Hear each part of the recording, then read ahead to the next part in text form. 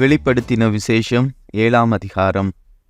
இவைகளுக்கு பின்பு பூமியின் 4 திசைகளிலும் 4 தூதர்கள் நின்று, பூமியின் மேலாவது, சமுத்திரத்தின் மேலாவது, ஒரு மரத்தின் மேலாவது காற்று அடியாதபடிக்கு பூமியின் 4 காற்றுகளையும் பிடித்திருக்க கண்டேன்.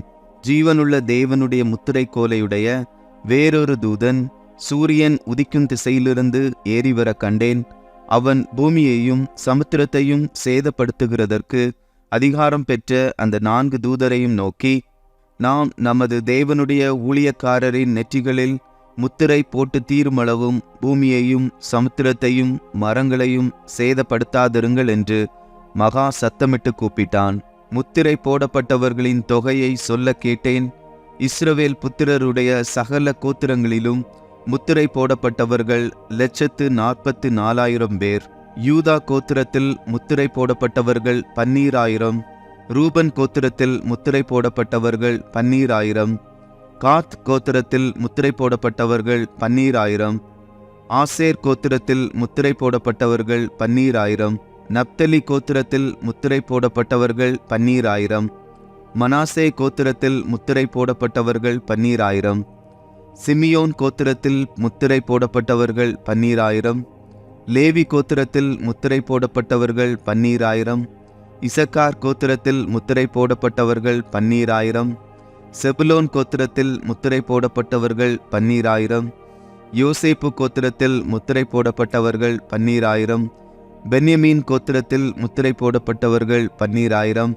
இவைகளுக்கு பின்பு நான் பார்த்தபோது, இதோ சகல ஜாதிகளிலும் கோத்திரங்களிலும் ஜனங்களிலும் பாஷைக்காரரிலுமிருந்து வந்ததும் ஒருவனும் எண்ணக்கூடாததுமான திரளான கூட்டமாகிய ஜனங்கள் வெள்ளை அங்கிகளை தரித்து தங்கள் கைகளில் குருத்தோலைகளை பிடித்து சிங்காசனத்திற்கு முன்பாகவும் ஆட்டுக்குட்டியானவருக்கு முன்பாகவும் நிற்க கண்டேன்.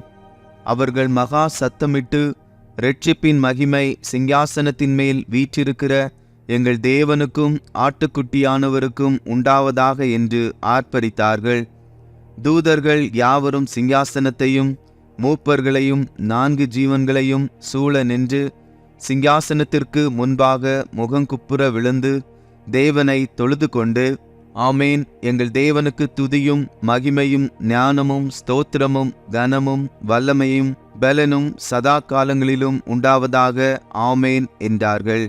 அப்பொழுது மூப்பர்களில் ஒருவன் என்னை நோக்கி, வெள்ளை அங்கிகளை தரித்திருக்கிற இவர்கள் யார்? எங்கே இருந்து வந்தார்கள் என்று கேட்டான். அதற்கு நான், ஆண்டவனே, அது உமக்கே தெரியும் என்றேன். அப்பொழுது அவன், இவர்கள் மிகுந்த உபத்திரவத்திலிருந்து வந்தவர்கள். இவர்கள் தங்கள் அங்கிகளை ஆட்டுக்குட்டியானவருடைய இரத்தத்திலே தோய்த்து வெளுத்தவர்கள் ஆனபடியால் இவர்கள் தேவனுடைய சிங்காசனத்திற்கு முன்பாக இருந்து இரவும் பகலும் அவருடைய ஆலயத்திலே அவரை சேவிக்கிறார்கள். சிங்காசனத்தின் மேல் வீற்றிருக்கிறவர் இவர்களுக்குள்ளே வாசமாயிருப்பார். இவர்கள் இனி பசி அடைவதுமில்லை, இனி தாகம் அடைவதுமில்லை. வெயிலாவது உஷ்ணமாவது இவர்கள் மேல் படுவதும் இல்லை. சிங்காசனத்தின் மத்தியில் இருக்கிற ஆட்டுக்குட்டியானவரே இவர்களை மேய்த்து இவர்களை ஜீவ தண்ணீருள்ள ஊற்றுகள் அண்டைக்கு நடத்துவார். தேவன் தாமே இவர்களுடைய கண்ணீர் யாவையும் துடைப்பார் என்றான்.